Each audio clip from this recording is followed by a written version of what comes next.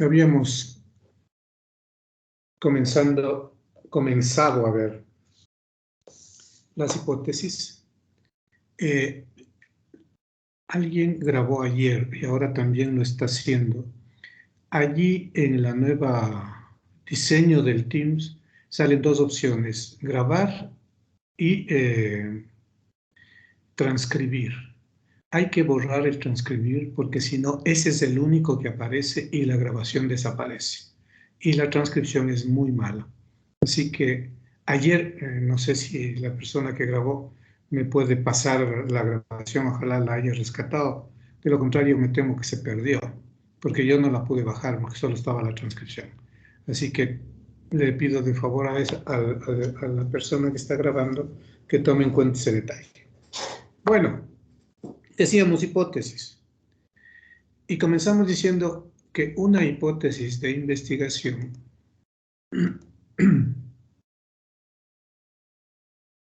establece la existencia de una determinada relación entre dos o más variables, la cual debe probarse empíricamente. Como se entiende, estamos en diseños operativos y rescatamos la necesidad de trabajar una hipótesis.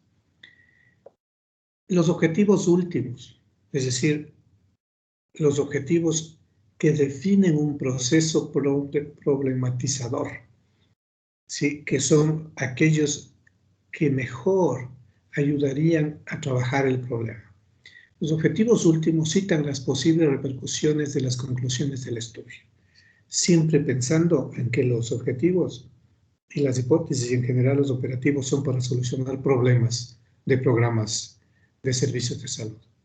Los objetivos a corto plazo, formulados en términos de comportamiento, definen las actividades a realizar, así como las variables a medir. Como veremos más adelante, de los objetivos nacen las variables, así como de las hipótesis, pero eso lo vemos de manera ordenada más adelante.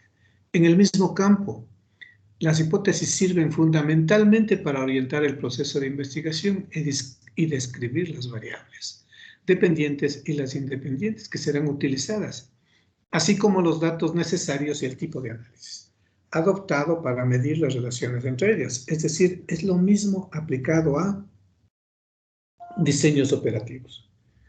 Las hipótesis en el mismo sentido pueden sugerir que el efecto de la variable A está asociado con la B, característica de una hipótesis, o que el efecto de la variable E es causado por la variable B. Algunas veces una hipótesis puede establecer que bajo ciertas condiciones X, Y y Z, la variable E está asociada con o bien resulta ser la causa de la variable B. Es la misma sazón de lo que hemos venido diciendo de hipótesis, pero ahora aplicada a diseños operativos. Y entonces, la relación directa entre las variables independientes y dependientes. Entonces aquí tenemos la variable independiente que causa o determina o influye en la variable dependiente. Todo esto está bien. Las variables intermedias. Entonces aquí está la independiente y acá está la dependiente, pero se intermedia por algo que en los diseños operativos se llaman variables intermedias. Cuando sobre y operando a través de una variable intermedia causan o determinan o influyen en la variable dependiente. Ejemplos. La tasa de prevalencia de uso de anticonceptivos deberá ser más elevada en las aldeas con caracterización de modernización comparadas con las que no las tienen. Como había comentado ayer, este tipo de diseños, en cambio, aparecen como una necesidad del control de la natalidad en el mundo. A esta altura del juego humano, esta política mundial ha ido cambiando. Sin embargo, los diseños operativos, así como los ensayos clínicos, nacen a efectos de las necesidades de las casas farmacéuticas.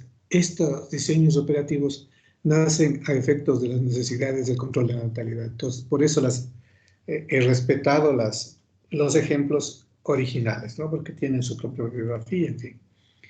El personal de salud y planificación familiar que ha tenido una capacitación 5 semanas en trabajo de campo deberá ser más eficiente que un personal similar que ha recibido un curso de capacitación teórica de 4 semanas. Entonces, esos son los objetos de estudio, ¿no es cierto? Hablemos de confiabilidad y validez. El diseño del estudio es el plan de acción, fíjese bien, del investigador para alcanzar los objetivos del mismo.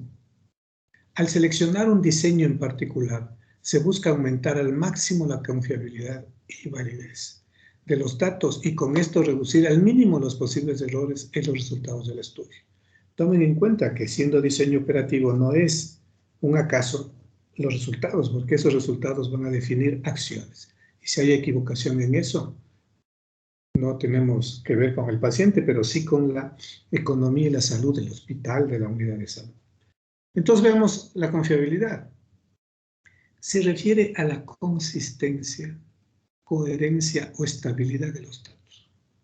Confiable si el estudio se repitiera por segunda vez, los resultados fueran los mismos que los obtenidos la primera vez. Eso es confiabilidad para este diseño y para cualquier diseño. Validez. Los datos no solamente deben ser confiables, sino también verdaderos y exactos. Si una medición es válida, también es confiable, pero en cambio no significa que si es confiable sea siempre válida. Ejemplo, ¿qué edad tiene usted? Y la respuesta es, tengo 49 años. Para verificar la confiabilidad de la medición, el investigador hace una segunda pregunta. ¿En qué mes y año nació usted? Obteniendo la siguiente respuesta, en septiembre del 1981, es un ejemplo. Si la encuesta se está llevando a cabo en febrero del 2021, el encuestador verifica que la persona interrogada tiene realmente 49 años. Eso se llama confiable. Los resultados consistentes y estables son confiables, del ejemplo que estamos viendo. Supóngase ahora que el encuestador solicita la cédula y la fecha de nacimiento es septiembre de 1979. El encuestador concluye que, aunque las primeras 2 preguntas dieron resultados confiables, ello no conduce a un resultado válido o verdadero. Porque, pidiendo la cédula, ya no coincide la confiabilidad de las 2 primeras preguntas. Entonces hay estudios, especialmente en niños menores de 1 año, en niños menores de 5 años, donde si son recién nacidos, las primeras 24 horas, el primer mes, el primer año, la edad es determinante. Y como investigador se pide la información más exacta. Y si la madre no tiene la información confiable, se le pide el registro que normalmente viene en el carnet del PAI. Y ahí está la edad. No solo se le pregunta a la madre la fecha de nacimiento o la edad que tiene su hijo o hija, sino se verifica. ¿Sí? No con la cédula, porque la mayoría de niños no tienen cédula, pero sí con el carnet de vacunación, que es la cédula de los niños de nuestros países, ¿no? Ahora, este es un detalle muy importante dentro de estos estudios, que es la anotación de los diseños operativos. Entonces, los diseños operativos tienen la siguiente notación. Cuando hablo de grupo experimental, yo represento con AA si la asignación aleatoria de casos, sujetos, interrogados, pacientes u otros al grupo experimental y al grupo control. Entonces, siempre que yo veo AA, estoy pensando en una asignación aleatoria, ¿sí? Al grupo de casos y al grupo de controles. Si me refiero al tiempo, el transcurrir del tiempo, el extremo izquierdo de un diseño representa el principio de un proyecto o estudio y el extremo derecho su final. Y entonces aquí hay una línea que siempre vamos a representar como el tiempo. Una X será un programa o experimento de intervención que se hizo a través del tiempo. Una O, una medida de observación, ¿sí? Para distinguir una observación de otra. Por ejemplo, observación 1, observación 2, 3 o 4. O y X en un renglón o línea conteniendo un solo grupo de sujetos. Es decir, ya vamos a ver más adelante cómo se desagregan, pero cuando yo tengo O y X en un solo renglón, estoy hablando solo de un grupo. Y cuando encuentro estas líneas separadas, la separación de dos grupos que no se asignaron aleatoriamente. Entonces, cuando vemos estas líneas entrecortadas, vemos que el grupo no fue asignado aleatoriamente, es decir, tampoco podrá haber esta AA, porque AA significa asignación aleatoria. Entonces, los diseños experimentales. Veamos ahora entonces los diseños. El diseño pre- y post-evaluatorio con grupo control. Entonces tengo una asignación aleatoria al grupo experimental con una observación 1, una observación 2 y una intervención a través del tiempo.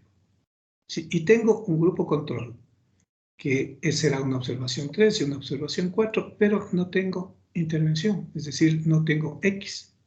¿Ya? Es un modelo, este diseño experimental es el diseño modelo que permite controlar al máximo diferentes fuentes de error. Es un experimento. Este diseño sirve además como punto de referencia para describir los otros diseños.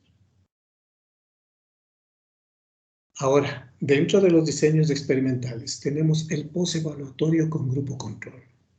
¿Qué significa? Tengo una asignación aleatoria al grupo experimental y una asignación aleatoria al grupo control. En el tiempo hay una intervención que viene dándose, que yo ya no la inicié. Por eso la observación está después. Vieron que en el experimento la observación 1 estaba antes y la observación 2 estaba después. Aquí, en cambio, aparece una intervención en el tiempo y recién luego hago una observación 2. Pero tengo un grupo control que no le intervengo, pero que sí hago una observación concurrente entre la observación 1, es decir, al mismo tiempo de la observación 1 y la observación 2. ¿Qué quiero? Es comparar dos grupos. El grupo experimental, que está siendo sujeto de una intervención, y el grupo control, que no es sujeto de una intervención. Dentro de los diseños no experimentales, tenemos el diseño solo postevaluatorio. Que decíamos, cuando veo una X y una O juntos, solo tengo un grupo. Entonces tengo el grupo experimental, que viene haciéndose una intervención a través del tiempo, y no tengo otra opción, sino hacer una evaluación de salida. Eso se llama diseño postevaluatorio. Ahora, dentro de los no experimentales, también tengo el diseño pre- y postevaluatorio, ¿ya? Donde tengo un grupo experimental, pero sí he podido hacer una evaluación de inicio, hacer la intervención y una evaluación de salida a través del tiempo. Dentro de los diseños no experimentales también tengo una comparación estática entre grupos. Tengo el grupo experimental, donde no tengo una evaluación de inicio, solamente una intervención en curso y una evaluación de salida, pero tampoco tengo un grupo asignado aleatoriamente, ¿no? Estas son las líneas entrecortadas, y solo hago una evaluación al final, que no necesariamente es concurrente, es decir, al mismo tiempo, que puede haber sido realizado previamente. Los diseños cuasi experimentales, entonces hay un diseño experimental, un diseño no experimental y un diseño cuasi experimental. Entonces los diseños cuasi experimental son series de tiempo, ¿no? Donde tengo el grupo experimental y normalmente tengo en el tiempo observaciones sistemáticas y permanentes. Y entonces, digamos, yo tengo un registro diario en los centros de salud, en todo el sistema de salud hay un registro diario, ¿no es cierto?, que llenan todos los médicos con sus actividades. Y eso se hace todos los días. Hay un gerente, hay un médico epidemiólogo, hay un administrador de la unidad, si es más compleja, tienen más personal, si es menos compleja, a veces la función del propio director, que si es en la medicatura rural, puede ser el propio médico rural que tiene que evaluar qué es lo que está pasando con su consulta diaria. Y si yo encuentro aquí un problema del servicio que necesita ser corregido, entonces hago una intervención y la mido en los siguientes procesos.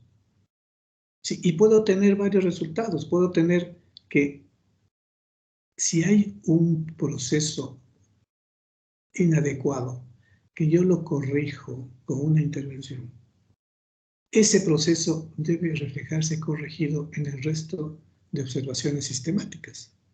Pero puede ser que yo hago la intervención y tengo un aumento del conflicto, es decir, la intervención no sirvió, o hago la intervención y tengo una declinación del problema, pero luego tengo una cotidianización del conflicto. Es decir, hay varias opciones, ¿no?, de este cuasi experimental. Otro cuasi experimental es de grupo de control no equivalente. Entonces tengo un grupo experimental, una observación inicial, una intervención, una observación de salida a través del tiempo. No hay asignación aleatoria, por eso no tengo AA, pero tengo una asignación no aleatoria del grupo control. Y por eso se llama grupo control no equivalente, que se caracteriza porque tiene una evaluación de entrada y una evaluación de salida, pero sin intervención. ¿Ya? Entonces, estos son los típicos cuasi experimentales que se caracterizan porque no tienen asignación aleatoria, y esto se ejemplifica con esta línea entrecortada. ¿Ya? Son casi experimentos, pero no llegan a ser tales. Otro cuasi experimental son las muestras independientes para la pre-evaluación y post-evaluación. Entonces, tengo una asignación aleatoria del grupo para pre-evaluación y una asignación aleatoria para el grupo post-evaluatorio. En el tiempo no tengo solamente una observación inicial, hago una intervención y solo puedo hacer una observación de salida con intervención en el grupo, en el segundo grupo, en el post-evaluación. Entonces, eso depende del tipo de estudio que estoy manejando. ¿Sí? Que solamente puedo hacer una pre-evaluación a un grupo y una post-evaluación a otro grupo. ¿Sí? Por eso se llaman muestras independientes para pre- y post-evaluación. Es decir, esta es una muestra y esta es otra. Y ahí la lógica del diseño determinará si estas muestras fueran sujetas de alguna influencia de la observación inicial, mejor dicho, de la intervención inicial del grupo preevaluatorio y la intervención inicial del grupo postevaluatorio. Por la importancia que tiene, bueno, todas deberían tener bibliografía, ¿no? Pero esa limitación hay que corregirla. Este es tomado de Fisher. Es un manual para el diseño de investigación operativa en planificación familiar. Sí, este está en el internet, se puede bajar sin problema. Esta es la una. La otra a la que quiero aludir es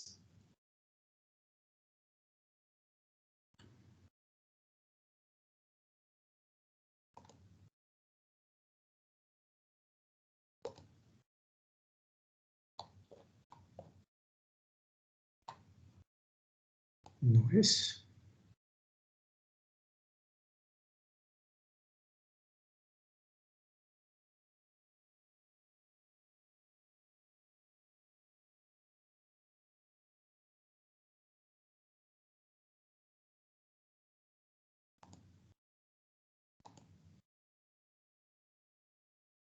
A las variables. Entonces, una vez que hemos hecho la pregunta de investigación, hemos hecho la hipótesis, tenemos que identificar variables, y eso es lo que pretendo aludir en esta alocución. Y entonces, vamos a hacer una medición de variables. Y la medición de variables para objetivos es la definición de la variable, la identificación del indicador y la escala. Y las variables para hipótesis, en cambio, pasan por un proceso que se llama operacionalización de variables, que tiene varios momentos. La definición del concepto de la variable, el establecimiento de la dimensión de la variable, el indicador o indicadores de esa variable y las escalas. Para eso, nosotros tenemos que hacer ineludiblemente algo que no aparece en la hipótesis, pero que está formando parte de la hipótesis, que es la clasificación de las variables por jerarquía. Y ahí, de entrada, tenemos que definir la asociación de variables. ¿Qué significa esto? Que si hay una asociación explícita en la hipótesis, yo puedo identificar la variable independiente y la variable dependiente. Si en la hipótesis que hemos escrito no puedo identificar la independiente y la dependiente, no hay hipótesis. ¿Sí? Entonces, ese es el requisito básico, mínimo de una hipótesis, que me permita mirar las variables asociadas. Pero aparte de eso, yo tengo que identificar una variable antecedente, que es antecedente de la independiente. Tengo que identificar una variable moderadora, que está entre las dos, entre la independiente y la dependiente. Tengo que identificar una variable interviniente igual, que está entre las dos, pero que interviene a través de la independiente para hacer efecto en la dependiente. Y tengo que identificar una variable de control, que generalmente es un criterio de inclusión que no forma parte de esta matriz de variables que vamos a ver a continuación, pero que sí es una variable de control. Es decir, si yo digo que voy a trabajar con niños de 10 a 15 años, van a entrar de 10 a 15 años. Y entonces mi variable control será la edad de 10 a 15 años. Y entonces, esta anterior clasificación de variables se transforma en esta matriz de variables. ¿Sí? Aquí está la independiente con una flecha que causa variaciones a la dependiente. La variable antecedente antecede a la independiente, es un antecedente de la independiente, como dije. La variable moderadora modera la acción de la independiente sobre la dependiente y la variable interviniente actúa a través de la independiente para modificar la dependiente. Y claro, la variable de control no forma parte de esta matriz, pero es necesaria tenerla en cuenta para poder armar los criterios de inclusión y los criterios de exclusión. Y entonces, la operacionalización de las variables significa armar este cuadro. Donde tenemos una variable independiente, tenemos que poner no variable independiente, sino el nombre, la enunciación, el nombre que le hemos dado a la variable. Y todas las variables deben estar aquí. ¿Sí? 7 variables. De cada una hay que hacer un concepto. El concepto está adecuado al objeto de estudio. Es hecho por ustedes, pero en base a la bibliografía. De eso tenemos que sacar la dimensión del concepto, es decir, qué área del conocimiento, del vasto conocimiento que significa trabajar una variable, voy a trabajar, porque hay varias dimensiones de la variable, ¿no? Yo tengo que delimitar de dónde a dónde voy a trabajar. ¿Ya? Entonces, si voy a hacer una evaluación clínica, perfecto, y dimensión de esa variable va a ser clínica. Y el concepto tiene que ser clínico. ¿Por qué? Porque de ese concepto saco los indicadores. ¿Sí? Y los indicadores se miden a través de escalas. Y así tengo que hacer de cada una de las variables.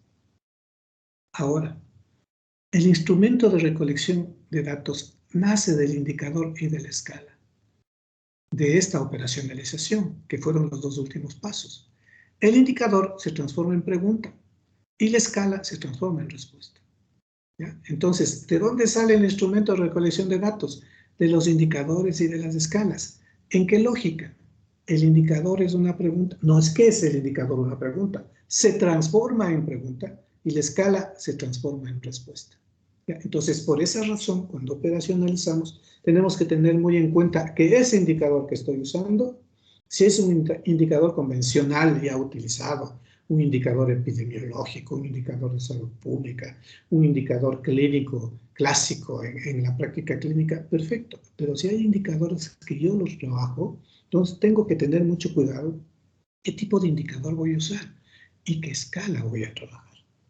Eso vemos a continuación. ¿Qué es un indicador? Es la aplicación de un procedimiento conocido o innovado. Es decir, un indicador clásico o un indicador hecho por nosotros. De acuerdo a la dimensión de la variable, significa el indicador qué voy a medir. ¿Y qué es la escala? Es cómo voy a medir. Sí, a través de la aplicación de un patrón convencional. Ahí ya no inventamos nada. Ahí utilizamos un patrón convencional que vamos a ver a continuación. Y entonces hay una clasificación de escalas. Pueden ser cuantitativas o cualitativas. Las cuantitativas son medibles, ¿sí? Numerológicas, son discretas con solo números enteros o continuas con números enteros y fracciones. Y cualitativas o categóricas que son observables, ¿sí? Porque mido categorías, mido cualidades y pueden ser nominales y ordinales. Las nominales son no ordenadas y pueden ser dicotómicas y tienen dos modalidades porque son dicotómicas, sí o no, presente, ausente, en fin, o policotómicas o puras, que tienen más de dos modalidades pero sin un orden natural. Las ordinales, en cambio, como dice el nombre, son ordenadas. Las otras eran no ordenadas, estas son ordenadas. Y tienen más de dos modalidades, con un orden natural. Veamos. Ejemplos. Cuando hablo de cuantitativas discretas, ¿sí? De estas cuantitativas discretas, estoy hablando del número de hijos, solo en números enteros, número de eritrocitos, número de piezas dentarias, número de páginas de un libro, número de hojas de una planta. Es decir, no puedo decir 2 hijos y medio, ¿no es cierto? 2.5 hijos, no. O son 2 o son 3. Ya, igual los eritrocitos, en fin. En cambio, cuando hablo de escalas continuas, ¿sí? Tengo la edad. Entonces puede ser 5 años, 2 meses. La presión arterial, que puede ser, si es digital el tensiómetro.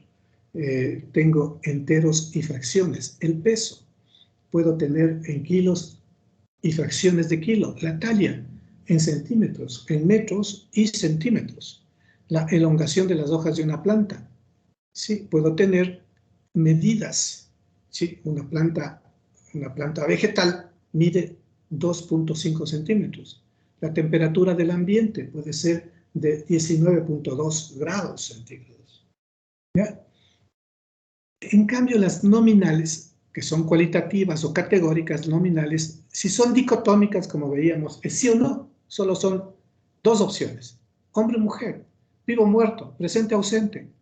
Agresión de niños durante el juego, sí o no, le agredieron o no le agredieron. Contacto social inicial del niño con contemporáneos o con adultos, sí o no.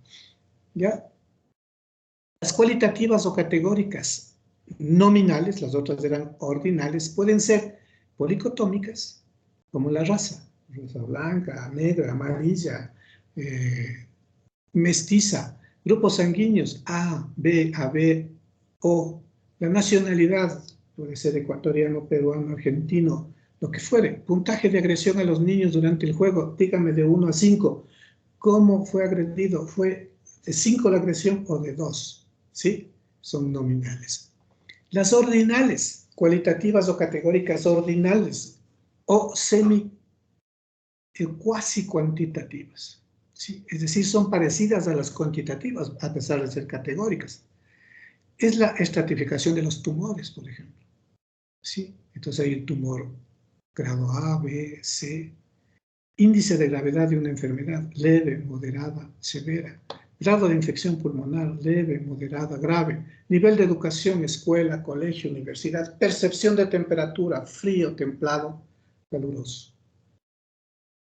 Las variables pueden ser transformadas, pero solo de esta manera. Una variable cuantitativa continua puede ser transformada a una variable categórica, no al revés. Ejemplos de esas variables. Yo tengo variables cuantitativas que pueden ser categóricas o cualitativas. Por ejemplo, tengo la edad en días, meses y años, pero puedo transformarla en la edad menores de 2, de 5, de 12 a 18 años. Y hago categórica o cualitativa. La talla en metros y centímetros le puedo poner transformada en talla alta, normal o baja. La hemoglobina en gramos por decilitro la puedo llamar como anemia presente o ausente, que es lo mismo. La temperatura, ¿sí? En grados centígrados puedo poner como temperatura alta o normal, la estoy transformando. La diarrea, el número al día, ¿no? Que es una cuantitativa, la puedo transformar a presencia o ausencia. La desnutrición por peso, promedio y desviación estándar, la puedo transformar en desnutrición leve, moderada o grave. El índice de masa corporal, que es peso por kilogramo talla al cuadrado, la puedo transformar en IMC bajo, normal, sobrepeso u obeso. Entonces, ¿para qué toda esta vuelta? Para entender cuál es la importancia de la operacionalización de variables. Pues la operacionalización de variables depende de la matriz de variables y la matriz de variables depende de la hipótesis. Pero la operacionalización de variable tiene como característica básica que ya en la mayoría de los casos no nos inventamos, sino que la consideramos, que es el indicador y la escala. La escala ya adaptamos y tenemos que estar conscientes que la escala es la manera como vamos a medir al indicador. Y no puede ser una medición a nuestra sazón. Ya no creamos, ya no aportamos en nada, simplemente adoptamos un código establecido que es la clasificación de escalas, que generalmente se las conoce como variables. Hasta aquí. Entonces, ¿cuál es el objeto de mi apuro? Que ustedes van a trabajar todo esto hasta la próxima semana. ¿Por qué? Porque de ahí nace el instrumento de recolección de datos y necesitamos ese instrumento a la voz de ya para poder iniciar todo lo que significa el levantamiento de información, que tiene que ser en este mes. ¿Sí? Y entonces, mientras más rápido esté ese instrumento de recolección de datos, que también tiene su procedimiento de confección, pero que en principio yo lo que les pido es que de cada variable ustedes identifiquen indicadores y de cada indicador escalas y de cada indicador en un documento aparte establezcan las preguntas. Si yo elegí de una variable 2, 3 indicadores, de ahí me salen 3 preguntas y 3 respuestas. A la sazón, a como la vemos. Y ahí vamos a tener una compilación inicial por las 7 variables de mínimo 7 preguntas. Si hiciéramos una pregunta por un indicador solamente por variable. Pero la idea es tener más de un indicador.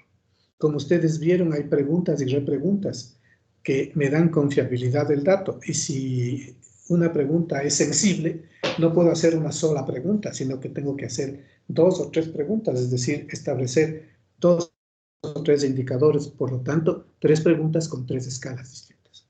Entonces, la tarea consiste en que ustedes van a trabajar todo este proceso, desde la hipótesis, pasando por las variables jerarquizadas, la matriz de variables, la operacionalización y luego identificando indicadores y escalas, y los indicadores y escalas van a servir de pie para el instrumento de recolección de datos. Entonces, toda esa secuencia más el listado de preguntas es la tarea para la próxima clase, que será lunes, ¿no es cierto? Ahí vamos a abrir la presentación por grupo y vamos a ver todo el procedimiento con énfasis en el instrumento. Y luego vamos a perfeccionar la confección del instrumento hasta que quede habilitado, confiable, ¿sí? Que lo que quiere preguntar se pregunte y les explicaré esa parte y vamos a recoger datos, ya con ese instrumento. Y claro, luego quedan unos 2 temas más y los cumpliremos en este tiempo y eso será todo. Pero la idea, que es la que les he dicho desde el inicio, es que vamos a insistir en que ustedes se lleven los datos al siguiente semestre. Porque de lo contrario, si no se llevan los datos y caen en otro grupo y no tienen tema y peor datos, ahí se produce una confusión porque quizás les toque hacer un protocolo en el siguiente semestre, al apuro, con un tema que no es el de ustedes, con un tema que no lo trabajaron como en el semestre presente, y a veces se hacen dueños de un tema que no lo conocen. Sí, que no les interesa, pero como necesitan cursar como un ejemplo el siguiente semestre, pues se comprometen a eso y se desnaturaliza la investigación. La idea es que lleven al siguiente semestre sus datos y que ahí van a aprender estadística descriptiva e inferencial con sus datos, que ustedes lo sacaron. Es probable que si se mantiene ese desorden que se produce entre séptimo y octavo semestre, resulten con otros compañeros, se tengan que formar otros grupos, pero ustedes tienen datos. Y entre más numerosos, más importantes sean los datos, varios indicadores y varias escalas podrían hasta compartir entre varios compañeros, ¿sí? Que están en diferentes paralelos.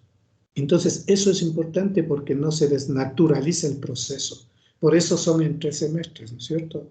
Este semestre que sirve para aprender toda la fase lógica de la metodología, el siguiente semestre que es para aprender todo el análisis estadístico de la metodología y el otro semestre, el noveno, que es para escribir el artículo científico. Entonces, si ustedes logran articular eso, para eso tendríamos que tener una planificación para que los mismos estudiantes vayan de séptimo, octavo y a noveno y puedan terminar armando su artículo científico, pero eso lamentablemente la carrera todavía no está en esa posición y por eso se ve venir que los estudiantes que están en grupos en séptimo terminen en octavo en otros grupos, en otros paralelos. En fin, y ya se desarticulan estos grupos iniciales. Como eso no se puede articular porque no hay un equipo de planificadores que esté trabajando en función de la planificación de la carrera, del funcionamiento por semestre de la carrera, sino que allí es un desorden, es un caos académico que no tiene ningún planificador en la cabeza. Y claro, los profesores que están haciendo de autoridades tampoco tienen la idea en la cabeza. Entonces vamos a tener que ser pacientes para que más adelante se pueda organizar como cualquier otra universidad, como la Politécnica, como la Universidad del Norte, que son públicas, ¿no? Como la Universidad de Chimborazo, que son públicas y tienen una planificación. No se diga las privadas que tienen una planificación exacta, tienen un equipo de planificadores que son profesionales que no dan docencia, sino solo planificación, y que a usted le dicen sus horas de clase, sus contenidos, ¿sí? El seguimiento que le hacen, el parqueadero que va a utilizar y dónde recibe el cheque o el pago por las clases. Es decir, todo está perfectamente arreglado. Allá tenemos que llegar, pero por hoy no hay nada de eso. Bien. ¿Preguntas, comentarios?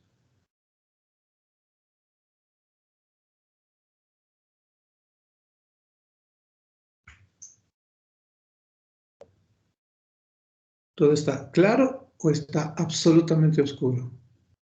¿Cómo es la cosa? Sí, Doc, sí está claro. Bien, entonces la tarea está clara. Me interesa mucho que podamos ganarle tiempo al tiempo, porque el reto que yo tengo y que me ha dado buen resultado en los semestres anteriores es el que ustedes vayan con datos y que vayan con datos y luego puedan manejarlos sin dificultad. Entonces, apelo a su interés por este tipo de asignaturas que antes eran de relleno y que ahora pretenden ser cruciales en la formación para que ustedes pongan el énfasis en el levantamiento de datos. ¿Alguna inquietud, pregunta, comentario, duda?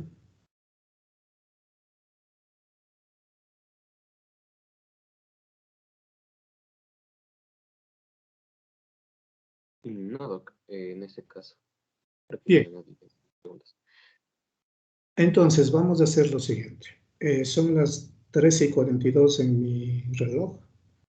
Tenemos de 13:50 a 14 el examen. Lo voy a recorrer a las 13:45 para dar 5 minutos de ventaja Es decir, el examen duraría 15 minutos y no 10, lo cual resulta beneficioso porque serían como 75 eh, segundos, 75 segundos, estoy hablando piedras. Es decir, medio minuto, sí, no está bien. Medio minuto a 3/4 de minuto para que puedan contestar cada pregunta. Listo, doc. Tal vez lo que sí, tal vez nos puede ayudar subiendo las diapositivas, doctor, por favor, antes de que se cierre. Sí, sí, sí, sí. Perfecto. Ya subo. Mientras ustedes hacen eso, yo subo.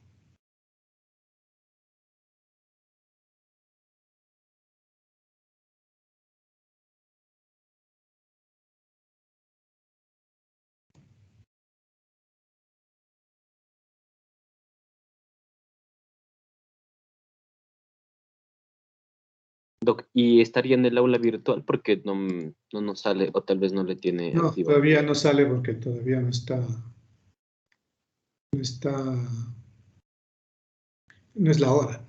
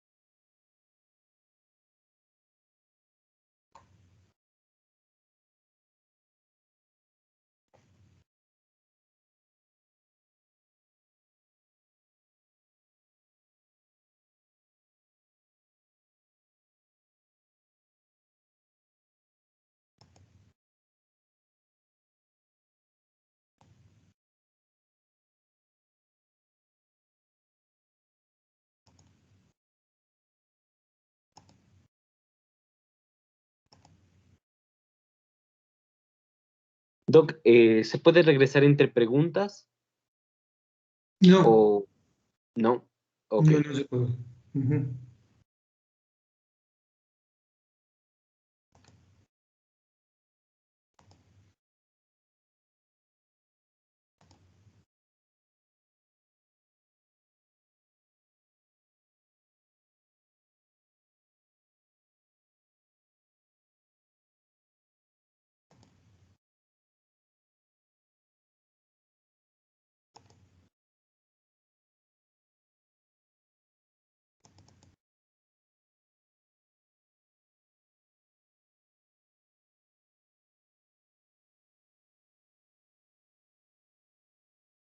Doctor, tal vez ya activó la prueba porque no nos sale a nosotros.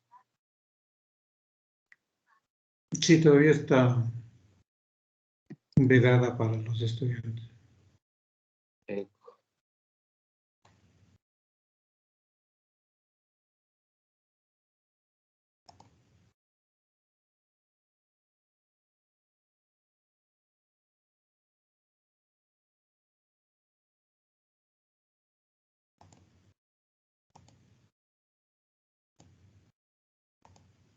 Ahí debe estar.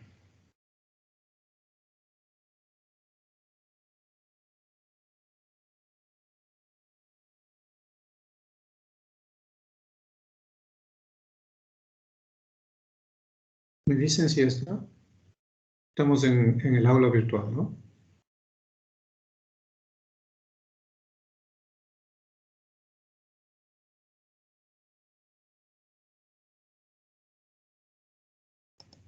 no, doc.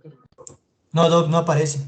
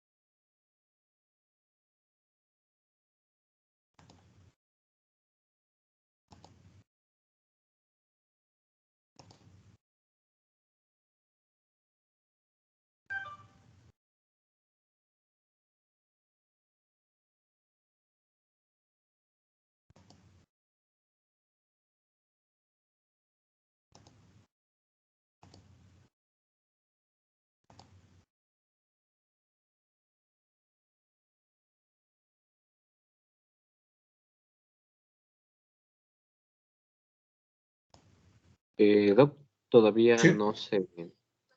sí, sí, No, estoy en tres no. esas. Estoy en esas. Estoy queriendo dar con el aula.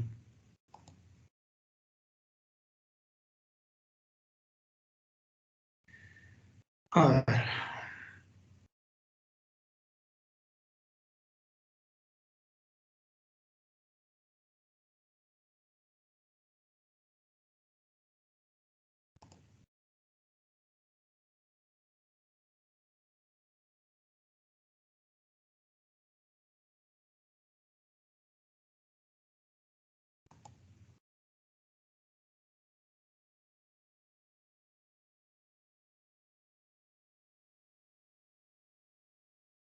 Doc, en ese caso tal vez no sé si la podría prolongar tal vez hasta las 2:05, 2:08 a la hora que empecemos la prueba. Por favor. Sí, sí, eso vamos a hacer porque ¿qué? Casi al inicio. No, como les ofrecí eso, si no, tengo que cumplirles. Así que les puse hasta las 2:05. Adelante, ahí está ya.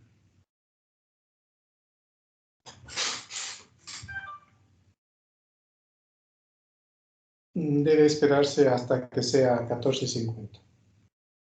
Yo tengo 14:49 en proceso.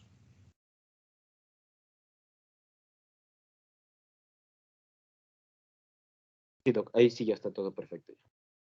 Perfecto.